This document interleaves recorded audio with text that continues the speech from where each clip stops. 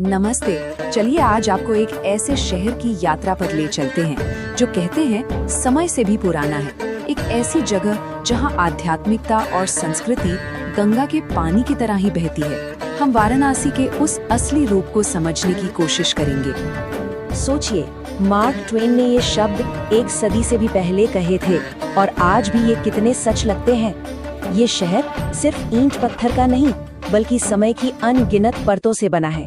तो चलिए इन परतों को एक एक करके खोलते हैं।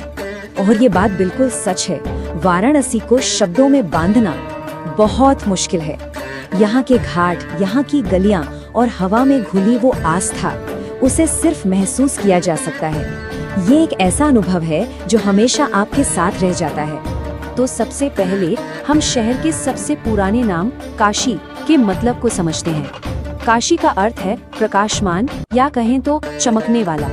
जब आप यहाँ की गलियों में घूमते हैं ना, तो ऐसा लगता है मानो समय ठहर सा गया है। यहाँ का हर कोना, हर मंदिर आपको एक कहानी सुनाता है। हवा में एक अजीब सा, एक शांत सा जादू महसूस होता है जो आपको और कहीं नहीं मिलेगा। वाराणसी का दिल वो तो इसके घाटों पर ही धड़कता है। सुबह की पहली किरण से लेकर देर रात तक यहाँ जिंदगी का एक पूरा चक्र देखने को मिलता है। एक तरफ लोग पवित्र गंगा में डुबकी लगाकर अपने दिन की शुरुआत करते हैं, तो वहीं दूसरी तरफ जीवन का अंतिम सत्य, दाह संस्कार भी लगातार चलता रहता है। सच में जीवन और मृत्यु का ऐसा संगम और कहीं नहीं है। और बस यही बात हमें वाराणसी के सबसे गहरे रहस्य की ओर ले जाती है, मौत को लेकर इसका बिल्कुल अनोखा नजरिया। हिंदू धर्म में मोक्ष को जीवन का सबसे बड़ा लक्ष्य माना गया है। इसका मतलब है जन्म और मृत्यु के इस कभी न खत्म होने वाले चक्र से हमेशा के लिए आजाद हो जाना। और बहुत से लोगों के लिए इस मंजिल तक पहुंचने का रास्ता वाराणसी से होकर गुजरता है। आमतौर पर दुनिया में मौत को एक दुखद और डरावनी घटना की तरह देखा जाता है, एक ऐसा अंत जिससे हर कोई बचना चाहता है। लेकिन वाराणसी में यहाँ आकर ये सोच पूरी तरह बदल जाती है। यहाँ मौत का डर नहीं बल्कि उसका इंतजार किया जाता है। उसे एक मेहमान की तरह देखा जाता है जो मुक्ति का तोहफा लेकर आता है। यही वो गहरा विश्वास है जो दुनिया भर से लोगों को अपनी जिंदगी के आखिरी दिनों में यहाँ खींच लाता है। ये आस्था कि काशी में शरीर छोड़ने से आत्मा को जन्म मरण के बंधन से मुक्ति मिल जाती है। अच्छा, अब नदी से थोड़ा हटकर शहर की बनावट को देखते हैं। ये सिर्फ गलियों और इमारतों का जाल नहीं है बल्कि एक पवित्र, एक ब्रह्मांडीय नक्शा है। देखिए, वाराणसी को 5 पवित्र क्षेत्रों या परतों में बांटा गया है और ये सिर्फ भौगोलिक सीमाएं नहीं है, ये इंसान के शरीर और पूरे ब्रह्मांड के बीच एक रिश्ता बनाती हैं। सबसे बाहरी परत ब्रह्मांड का प्रतीक है और जैसे जैसे हम अंदर आते हैं, सबसे भीतरी परत अंतर्ग्रह परमानंद का प्रतीक बन जाती है। मतलब आसान शब्दों में कहें तो शहर की पूरी बनावट एक विशाल मंडल की तरह है। यहाँ की तीर्थ यात्राएं सिर्फ पैदल चलना नहीं बल्कि खुद को इस ब्रह्मांड से जोड़ने का एक तरीका है। ये दिखाता है कि कैसे यहाँ की हर एक चीज एक बड़े आध्यात्मिक मकसद से जुड़ी हुई है। तो ये तो हुई प्राचीन शहर की बात। चलिए अब देखते हैं कि आज के आधुनिक दौर में ये शहर अपनी पहचान को कैसे बुन रहा है, जहाँ परंपरा और तरक्की साथ साथ चलती हैं। वाराणसी की पहचान सिर्फ आध्यात्मिकता से ही नहीं बल्कि इसकी दुनिया भर में मशहूर बनारसी साड़ियों से भी है। ये एक ऐसी कला है जिसे सदियों से अंसारी मुस्लिम बुनकर समुदाय ने जिंदा रखा है। ये कला सिर्फ एक कारोबार नहीं बल्कि इस शहर की सांस्कृतिक विरासत का एक बहुत जरूरी हिस्सा है। लेकिन एक दुखद सच्चाई ये भी है कि ये खूबसूरत परंपरा आज खतरे में है।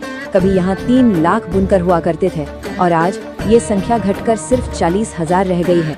ये आधुनिक दुनिया के दबावों का एक साफ संकेत है। ये तस्वीर आज के वाराणसी की पूरी कहानी कह देती है। एक तरफ है गंगा किनारे बसे सदियों पुराने घाट और दूसरी तरफ है शहर के आसमान में ऊंचे उठते आधुनिक ट्विन टावर्स। ये शहर अपनी विरासत और विकास के बीच एक संतुलन बनाने की जद्दोजहद कर रहा है। और यही वो सबसे बड़ा सवाल है जो आज वाराणसी के सामने खड़ा है। क्या ये शहर मॉडर्न बनते बनते अपनी उस प्राचीन आत्मा को बचा पाएगा जो इसे इतना खास बनाती है? अब इस सवाल के जवाब में 2 अलग अलग रास्ते दिखाई देते हैं। एक तरफ विकास प्राधिकरण है जो शहर को रोपवे और ट्विन टावर्स जैसी बड़ी परियोजनाओं से आधुनिक बनाना चाहता है। तो दूसरी तरफ कौटिल्य सोसाइटी जैसे संगठन हैं जो शहर की ऐतिहासिक धरोहर को बचाने के लिए लड़ रहे हैं। उनका मानना है कि अपनी विरासत को बचाना एक नागरिक अधिकार है। लेकिन इन सभी बदलावों और बहसों के बीच एक चीज है जो नहीं बदलती, वो है इस शहर की आत्मा, जो गंगा की तरह ही हमेशा से बह रही है और बहती रहेगी। हर शाम दशाश्वमेध घाट पर होने वाली गंगा आरती इसी स्थायी आत्मा का प्रतीक है। ये आग, मंत्र और आस्था का एक ऐसा संगम है जो शहर की आध्यात्मिक ऊर्जा को जैसे फिर से जिंदा कर देता है।